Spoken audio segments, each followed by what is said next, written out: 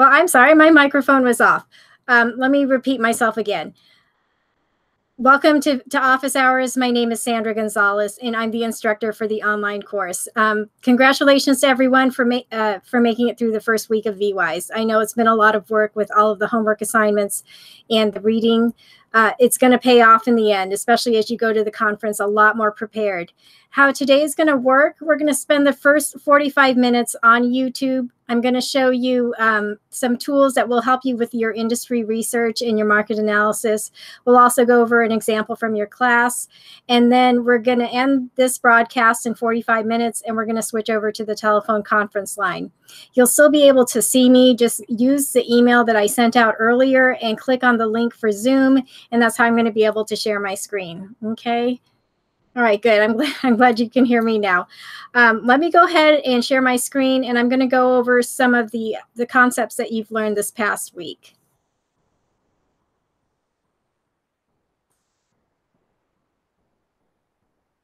Okay, so you should have received these slides earlier. Here are some resources for you to help you with your research and your market analysis. If they're all hyperlinked, so if you just click on them, it's going to bring you to each of the different resources. So the IVMF resource library is the same one that I talked about last week, and hopefully you've gotten a chance to bookmark it, but it's got a lot of good resources for you on all topics related to entrepreneurship, okay? Because you're going to be at a different point as you continue on with your venture, and this will give you help with every topic ranging from accounting, your financials, if you ever decide to go into procurement, as well as legal, marketing, and everything else. So just bookmark that so you can get to it without having to go through Moodle. All right, let me go back to my slides really quick. I don't know if you are familiar with VetNet Entrepreneur Track, but that's a YouTube channel with IVMF. Let me see if I can pull that up really quick. Here it is. This one has the business research overview video, but if you actually go and subscribe to the VetNet Entrepreneur Track, it's right here. And this will give you more videos about many topics related to entrepreneurship. Okay, so that's the VetNet Entrepreneur Track, and it's all hyperlinked here, so you can get to it at your leisure. For those of you who are starting out, I really like the Kaufman Founders School. I'm going to go ahead and bring that up for you.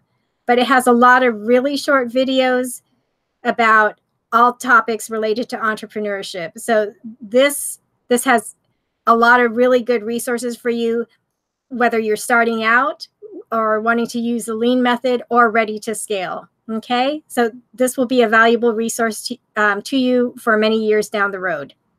All right, let's keep going through this.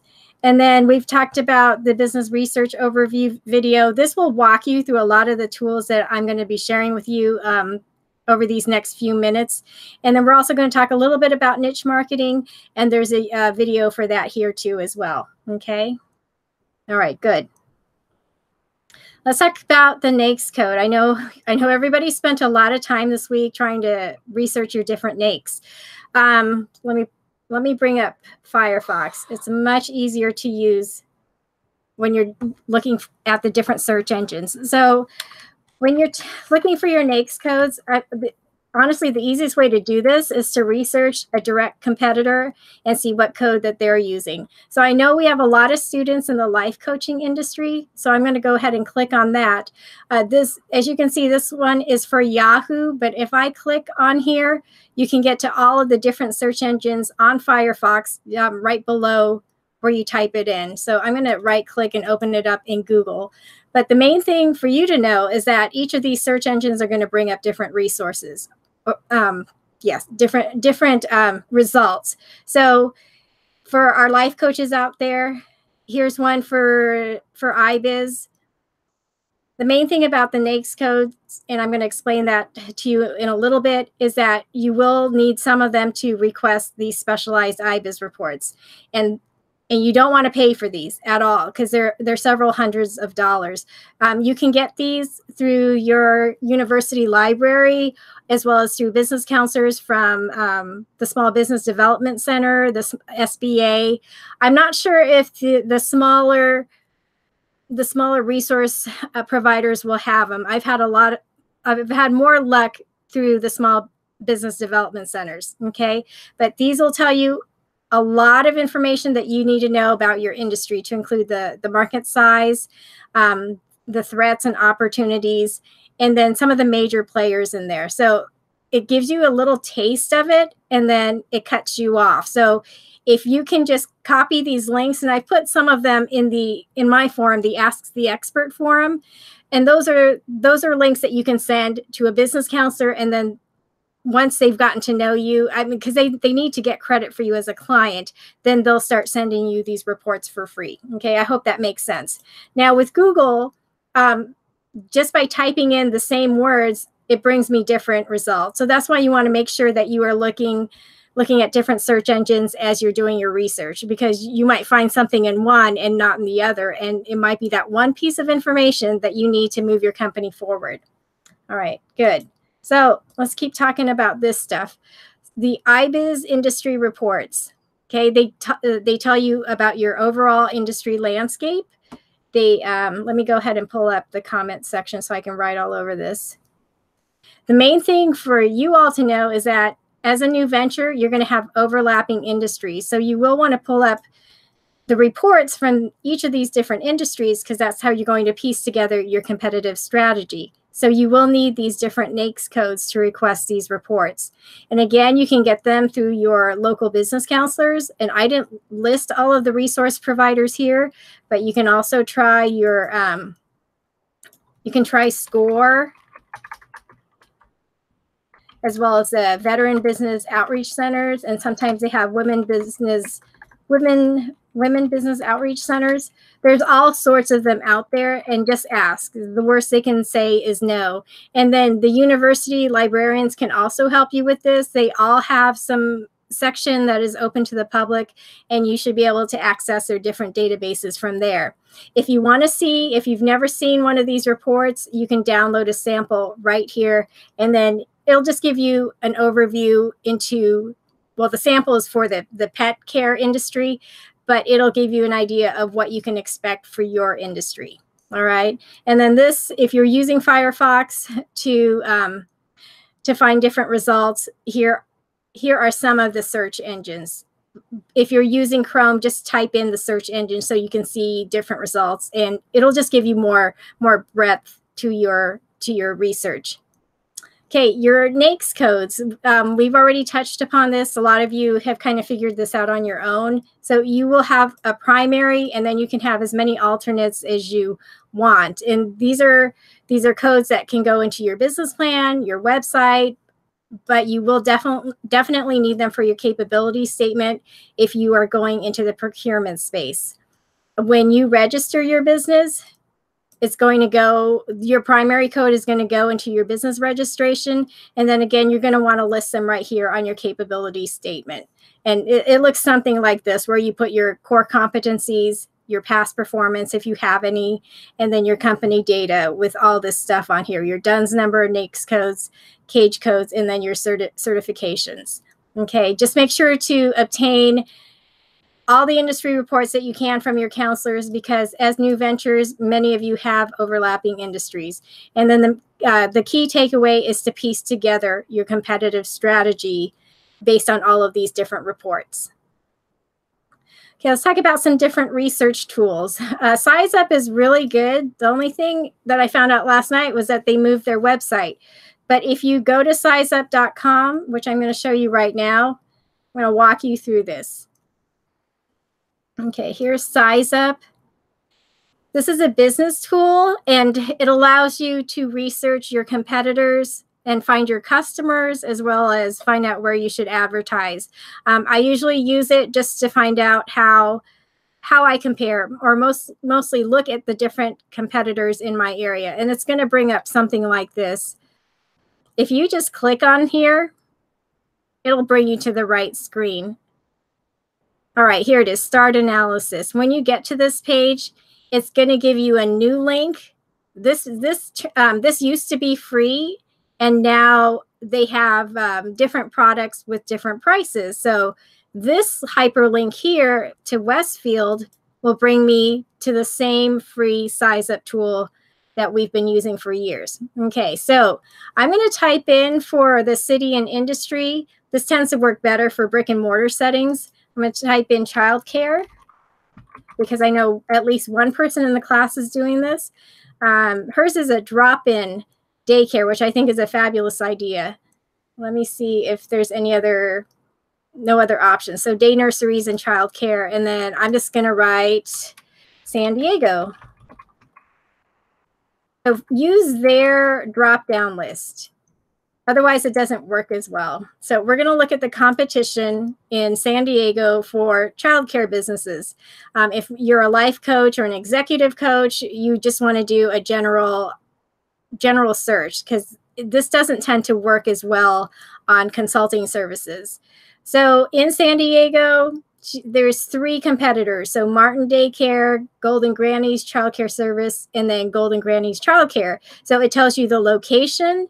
And then if you click on it, sometimes it'll give you a little bit more information. But at least now you know who those competitors are, especially if you're moving into a different area, and then you can research their websites. The other thing that's really helpful about SizeUp is that you can track the consumer spending. So all I did was just click on consumer spending. Let me see if they have the category that I need. I don't know. Let's see. Let me look under miscellaneous. Sometimes you can find what you need and sometimes you can't. I'm going to start over. It might not be on here. Household operations. Here we go. Babysitting and elderly care. And I'm just going to click on daycare because it's for her idea. She has to drop off, or people will have to drop off their kids at her facility. So in the area of San Diego, I think it's the whole county, people are spending between $111,000 to $158,000 on that category. So do you see how I was able to do that? This also would work well for somebody in the food care industry. I know somebody is starting up a cafeteria for millennials. That's pretty cool. So she could do the same thing here. All right, and then I'm going to go ahead and do one more industry. Someone was going to do a nursing home. Let me see if that will work in here. But this tends to work better for brick and mortar services. Let's see, healthcare, and this might not work. Okay, here we go. Other medical services, convalescent nursing home. All right, and then it gives you, well, it didn't work, but it normally would work. I probably needed to just start over completely. But you get the picture, and then you guys can play around with this as much as you want. Let me make sure I'm staying on track here.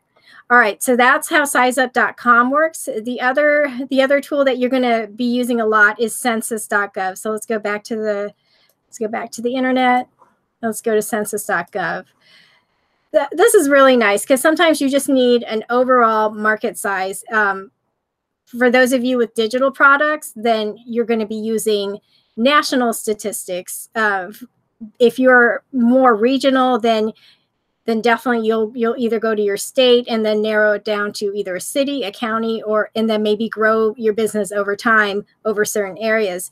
I'm going to go ahead and click out of here. But to get to that, let me see. Sometimes, let me see if they have it here. The quick facts is the easiest way to do it. And it's actually in my slides. So let me go ahead and take a look at that. All right, we went through SizeUp. Here it is. It's under data tools and apps, unless they moved it from last time. So data tools and apps. Okay, sometimes they rearrange these. Here we go. So it's under data tools and apps. And this is where you're going to find most of your information. So under quick facts, now you can type in a city. Let's say we'll go back to San Diego. Yeah, San Diego, California. And let's just pull up the demographics there. So if you're going to open up, actually, we have 5 or 6 people who are opening up the mobile loan signing agent, which is a notary public, somebody who can notarize all those mortgages. Anyway, or those loan agreements. So there's 1 million people, almost 1.5 million people in San Diego City. Let's say she's targeting homeowners, people or potential homeowners who make more than $80,000 a year. I'm trying to find that here. Then she can break it down based on, here we go, households. There's 490,000. At this point, when you figure out, when you know who you are targeting and you have that number, then you can break it down by percentage. I want to capture 1%, half of 1% of all the people who own a household in the city of San Diego, and that's going to be my target market. So that's how you would, I mean, this is very quick and super simple, but that's how you would use census.gov to find some of the data that you need. Okay, I hope this is making sense. If you have any questions, go ahead and type them out while I'm on this this topic here, but you can type it out. You can ask me any question anytime during all of office hours, because I can get back to it really quickly. All right. Oh, here was another good one.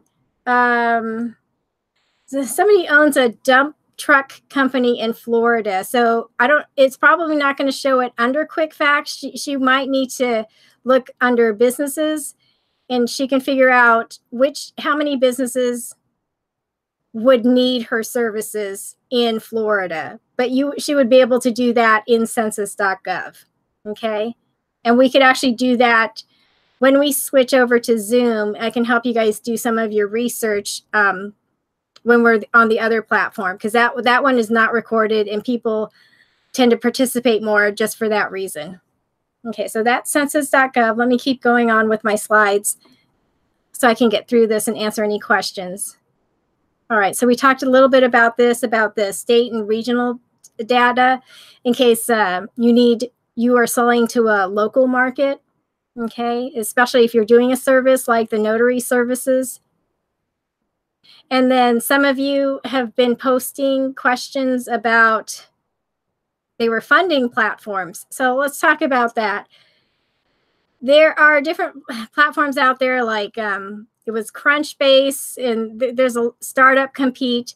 If you need seed capital and you're looking for investors, that's what that's for. But I'm not sure if Deanna will be able to join us. IVMF has some grant competitions where you don't have to pay anybody back, and that's what I want to encourage you all to compete in if that's something you're interested in, because that way you're not under the gun to make a certain amount of money in a certain period of time to be able to pay investors back. But if you're interested, here are some competitions I've seen out there. The Semper Fi Fund, it's not really a competition, but this one gives grants to, I want to say, the Marines or disabled veterans for the different trades. And I had some students in the last class for EBV who actually qualified for these funds and got not just a grant, but they also got mentors to help them learn their trade. One of them was in gunsmithing, and I think in the metalworks. Okay, Startup Compete is a platform where you can actually go and look for mentors as well as investors, and you can actually put your company on there so that people can find you. Circular Board is for women. That is it's an organization that does both mentoring as well as education, and they have pitch competitions. StreetShares is, they do a lot with IVMF, but this one is for veterans, and they have a big grant competition. They used to do it every single month. They would give out grants of $1,000 or more, and now they're doing a big grant competition every quarter. So that's something you can just look into and see if that's something for you. The thing with their competitions is that you should really have a good, strong social media following, because they want you to promote it as much, because people have to vote on you. The EO Houston Veteran Biz Battle. This is a really big competition, and this one is the biggest investor funded competition for veterans. Okay, the next one for this is in April. So if you have like a big technology project or just something where you're trying to raise seed capital to get to that next level, this one's a good one to apply to. Okay, and the last one I'm going to talk about really quick, and this is not so much a pitch, it is a competition, and it's also here under grants, but this is America's biggest seed fund, the Small Business Innovation Research Grants, the SBIR, STTR funds, and you'll see it, I'll talk about it a little bit more when we get into grants.gov. But if you have a really big R&D component to your business, maybe you're developing a technology product, a vaccine, a medication, a medical device, or an app, this might be something that you want to look into, because the different government agencies, such as like the USDA, Department of Labor, the Department of Education, the Department of Defense, they all have different requirements for these competitions, and you can just see whether or not it's something that you qualify for. Okay, and then for those of you who are starting nonprofits and are looking for grants, then all of the Fortune 500 companies have foundations that you can look up and apply to and see if you are a fit for their different grants. Okay, so these are different ways to try and get funding for your venture, depending on what it is that you're doing. Okay, let me go ahead and answer some of the questions in the forums. Will I need these sites when it comes to nonprofit organizations? Yes, Laureen, some of these sites that I just mentioned, like the foundations, those you could use for your nonprofit. And then, is it ever good to talk to the owners of competitors directly? Yeah, Lakeisha, if you can get them to talk to you, that would be huge. What I found is that I would get a lot more information from, my indirect competitors. Okay, do you guys know the difference between direct and indirect competitors? I need something to write on. Let me see. I might have to, let me open up my slides. This is going to be a review for some of you.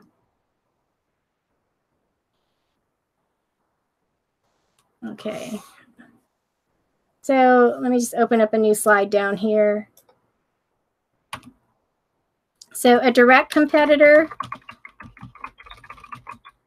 is someone with the same products or services as you. And then an indirect competitor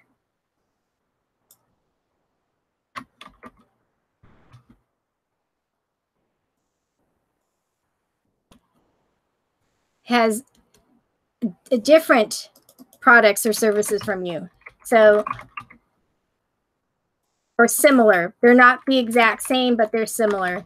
So the example I'm going to use is the fast food restaurant. If you sell burgers, then somebody else who sells burgers is your direct competitor. But if you sell burgers and somebody else sells fried chicken or pizza, they're your indirect competitors. What I found is that my indirect competitors are more likely to share trade secrets with me just because we're not in direct competition.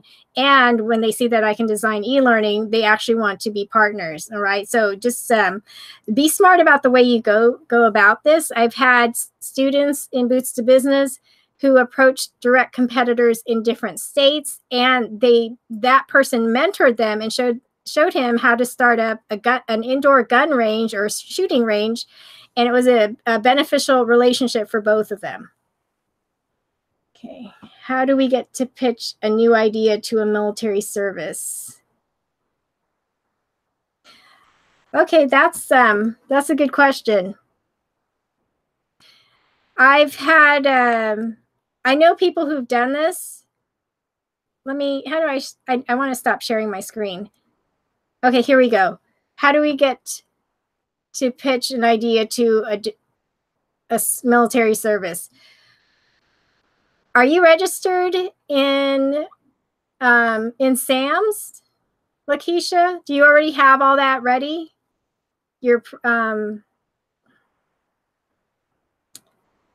usually,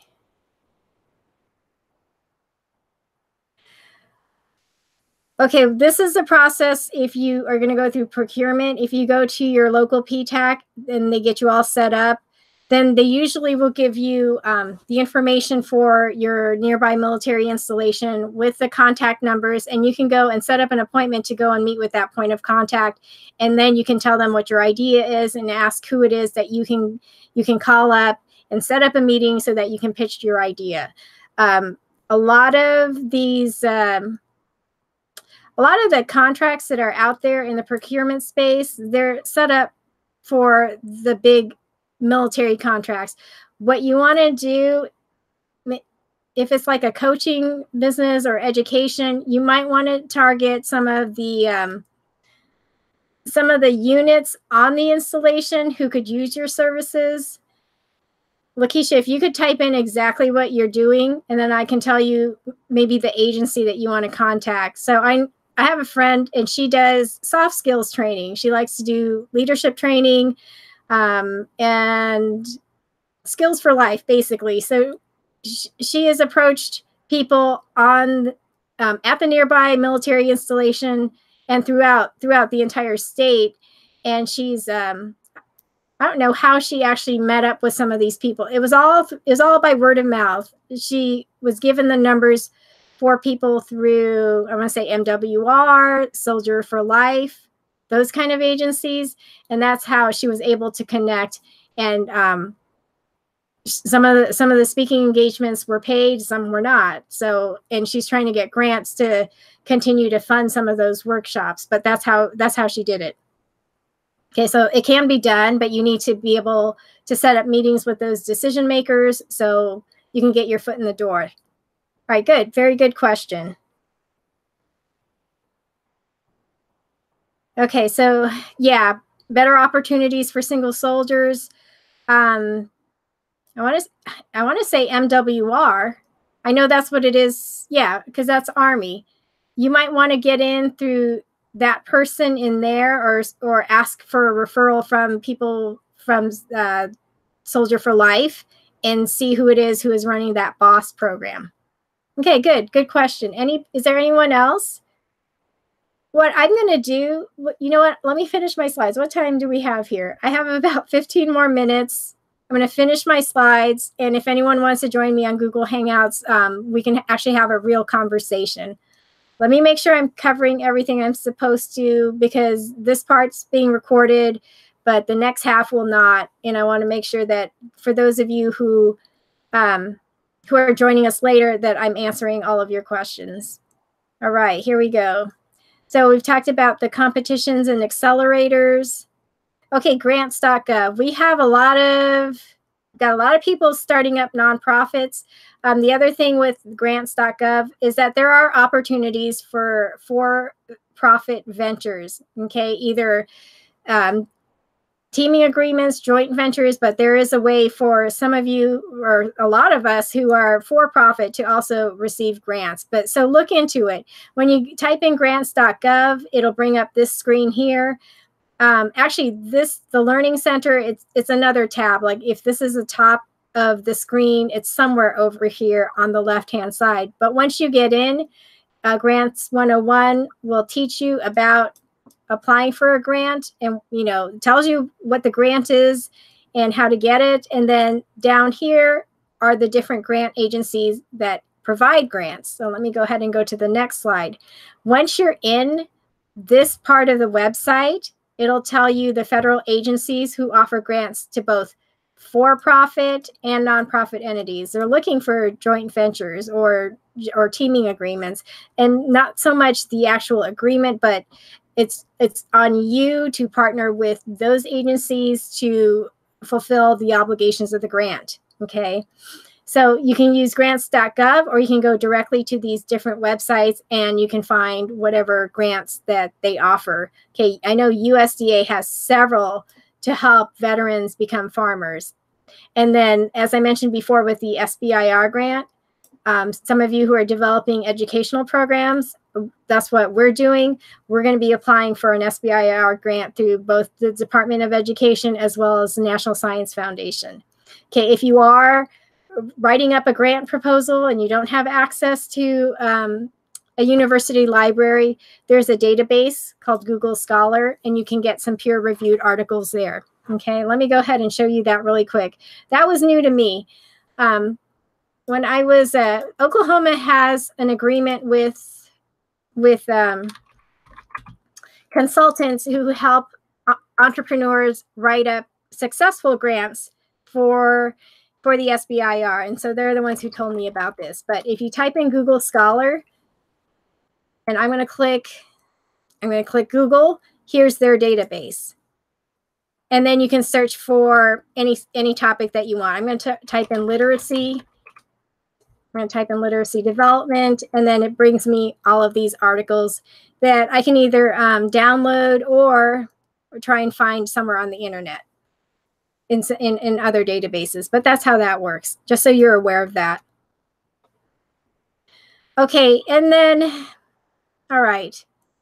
I'm going to save this more for when we're on Zoom, but this week we're talking about niches. You know, it's more about marketing and identifying who your market is. So I want to talk really briefly on customer segments. There's a video by Guy Kawasaki. I'm not sure if it's tonight or tomorrow, but it's called Niche Thyself. And it's going to talk about the different ways that people are going to use your products, and sometimes in ways that you never expect. So the example I'm going to give here is Starbucks. This one describes the different types of people who come and buy stuff from Starbucks. And originally they had designed it for urban professionals. And I'm just making this up. It was a really good article. I wish I had saved it, but they were targeting young professionals between 27 through 40. And what they did, they made a certain level of income, but they designed the store so that they had really hip decor, that ambiance of, that would appeal to this market. And so that's how they were able to reach them. But then they have other customer segments like moms. And then again, you're going to want to break this down even more to their gender, their race, all sorts of characteristics, and how you're going to market to them. So for these moms, it was the location, because that's going to be really important as they're running around trying to run kids everywhere and be close to these coffee shops. And other ways that you can market to your customers are to develop these rewards apps to get them to come back in and keep spending more money with you. This is really important because 90% of your business, 90% of your business comes from 20% of your customers. So you need to figure out ways to keep them. And then for kids, they offer other products other than coffee. Okay, so this is just a way to keep understanding who your market is and what it is that they want from your products or services. All right, do we have any questions so far? I'm going to go ahead and stop sharing my screen. Okay.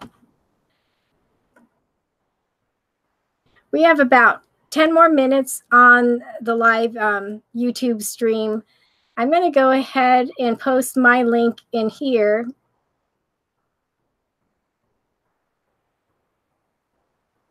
Okay. You are all welcome to join me on Google Hangouts if you want to have a conversation about your business and how I can help you with the homework assignments or just answer any questions. So if you have a Gmail account, you can click on this link and it's going to bring you into the live Hangout. So your classmates will see you, but it's still a great way for us to be able to answer your questions in person and also to get to know you a little bit better. Okay. So tell me, try to see who all we have here. Okay, I see the question about the textbooks. I don't have access to any of that information. I know that some of the students have already received their textbooks, so you might want to check back with Deanna and Kiara to see what the status of your textbooks are.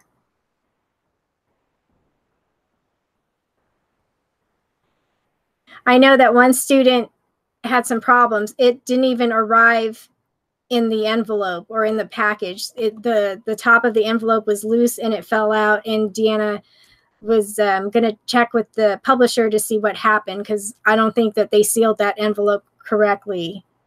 Okay.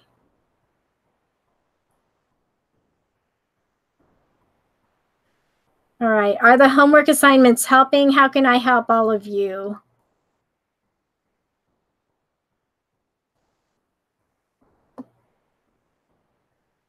Okay. So in about 10 minutes, we're going to switch to Zoom and the telephone conference line. When you're on Zoom, all you have to do is click on the link and it's automatically going to download. You won't have to do anything else. And it's actually a lot easier to use, and we'll be able to see each other, and I can work through your questions that way. Okay. I can post these slides. I can post the slides that I was writing on right now, and I will put them in Moodle right underneath the replay video. I also sent them out in the email. You know what? I forgot to mention. Let me, I wanted to share one student's example with you. Let me go ahead and share my screen again. Okay. Are we talking about these slides?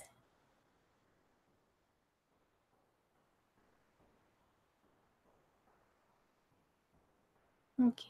If you want an internet business, is it best to secure the domain early? Yes, absolutely. Are there any best practices with building websites for business purposes? Yes. Lakeisha, are you gonna be on Zoom with us at 6:15?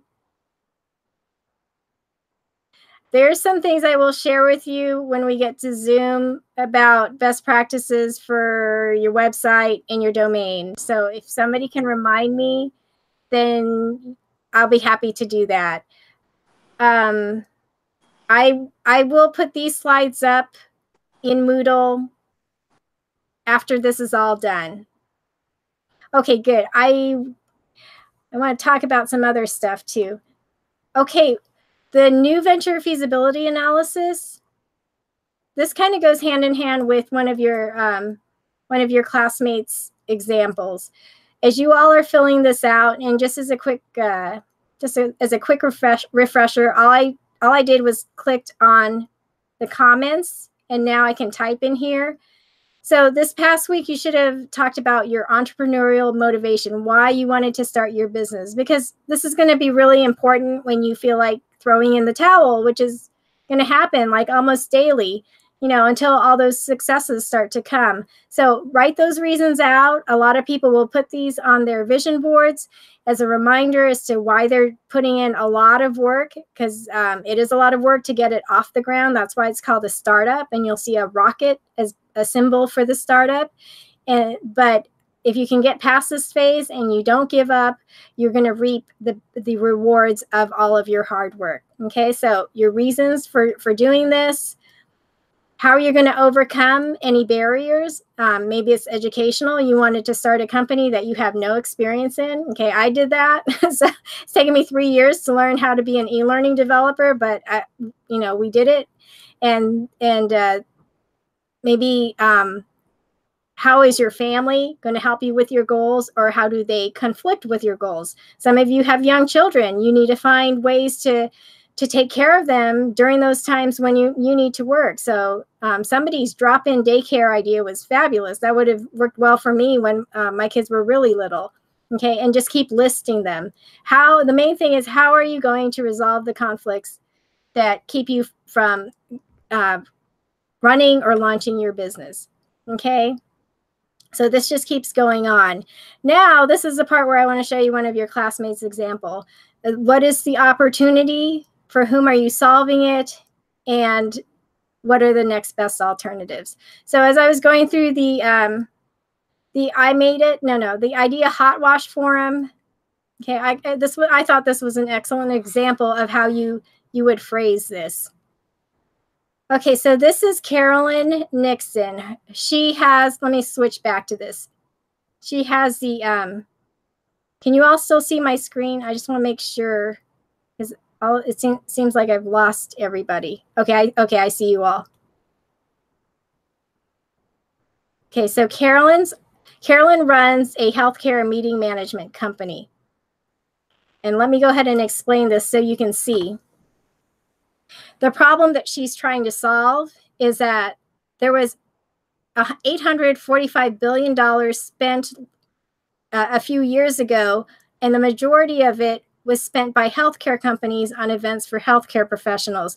So basically what happened was they're trying to track how much these healthcare companies are paying these healthcare professionals to, just try and prevent fraud. And the government passed some legislation back in 2013 saying that these companies needed to account for and report all this spending. So her solution is that she ensures, and let me go ahead and blow this up so I can write on it. She ensures that federal healthcare compliance guidelines are met at these healthcare meeting events. Okay, so this is really, really specialized what she does. So if you were to actually write this in either a business plan or a capability statement or any other marketing material, this was really well done, because in one sentence, she captured everything that she does and for whom. Okay, so C. Carter Meeting Management, remember her last name is actually Nixon. C. Carter Meeting Management is a one-stop independent meeting planning and management company, specializing in the planning, logistics, and execution of small meetings. All right. So her value proposition, she's a one-stop shop. To me, that says convenience. She's a small business. So for those larger companies that have to meet the procurement, the set-aside requirements, you'll find out more about that soon when you are at the 3-day conference. A set-aside is when you have to give a certain percentage of your business to small businesses to help them grow. And her specialty are in small meetings. Okay. So in this one sentence, it's packed with everything her clients need to know about the value that she offers. Her niche is even more specialized, which is exactly what you want, because it's in healthcare. These actually should all be moved over, but within the healthcare sector, she can target pharmaceutical companies, those who provide continuing healthcare or medical education, as well as biotech and medical device companies. Okay, the pharmaceutical companies are the ones who are spending tons of this money to get physicians to prescribe their medication. So that's why this is really, really specialized, but it's good because she can capture a lot of business in this niche. She's a big fish in a little pond.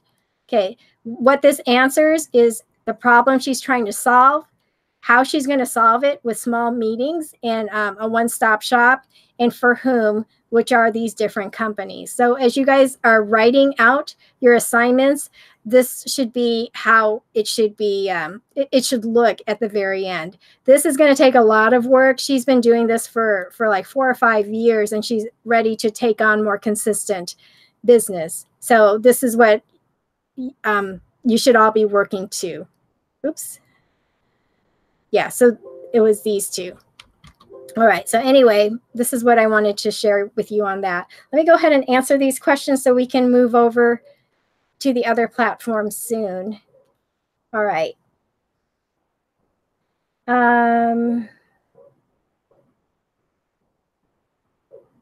There's some good sharing in the chat forum, so I hope you all can join us when we switch over to Zoom. All right. Okay, so it's 6:15. I'm going to end this broadcast. Go back to my email. You can click on the link for Zoom, but do make sure that you are using your phone for the audio for the telephone conference, okay? Because we're not going to use the Zoom audio. People won't be able to hear you. If you have any questions between now and then, and I'm not going to see you for the second half of office hours, please either put it in my forum or email me. Otherwise, we will see you guys online on Zoom in the telephone conference. All right, bye for now.